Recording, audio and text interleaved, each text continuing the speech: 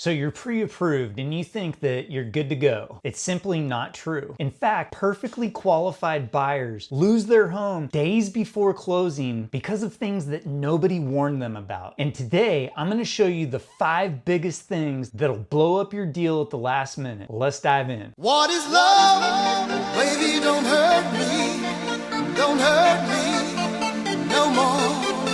If we haven't met yet, I'm Aaron with New Way Mortgage, and I've been doing this for over 20 years, and I can tell you this. Most loans don't fail because the borrower didn't qualify. They fail because something changed during the process. Now let's get into it. Deal killer number 1, and this one is brutal. You've been pre-approved, you think that you're good to go, and hey, you go out and you buy something. Hey, do you mind paying for this? I don't have any cash. Sure, I'll just put it on my credit card. Maybe a new couch. Maybe you get a new credit card. Maybe you rack up your existing credit cards. Here's the problem. The lender, they're gonna run a final credit check right before your loan closes. And if anything has changed since your pre-approval, your loan could be toast. So even if you were approved up front, the new payment on the couch, the TV, the car, those things push your debt to income ratio up and often push it right over the limit. And now your loan is denied, even though you were already pre-approved. I've literally seen this happen over a $200 a month payment. So rule number 1 after you've been pre-approved, do not touch your credit. Don't apply for anything. Don't take on any new debt. Don't rack up your existing credit cards. Don't co-sign for your kids. Don't do anything until you take care of your deal. Deal killer number 2, and this one surprises a lot of people. You got a new job. Congratulations. Attention, Homer Simpson. You have been promoted.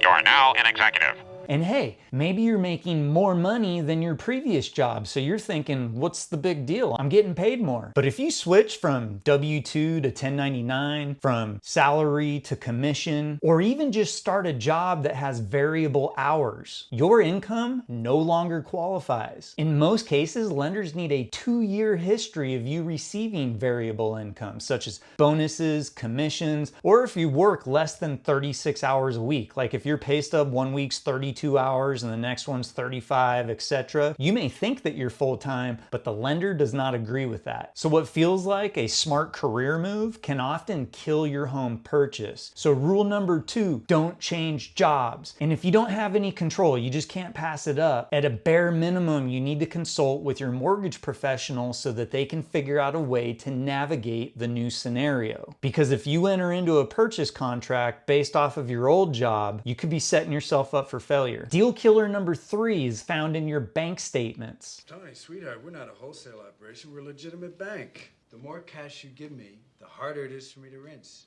Specifically, large deposits, any deposit that's not related to your employment income, in fact. You've got money in the bank, so you think that you're fine. You got money for your closing costs, your down payments, it's in my account. But the lender's gonna ask, where'd the money come from? And if you can't document it, we can't use it. Cash deposits, Venmo transfers, crypto liquidations, without a paper trail, it's all red flags. And if you need those funds to close your deal's dead. So remember that all funds that are used for your transaction have to be sourced and seasoned, meaning that it's been in your account for at least 60 days and that we can document where the money actually came from. Deal killer number 4, it's the property itself.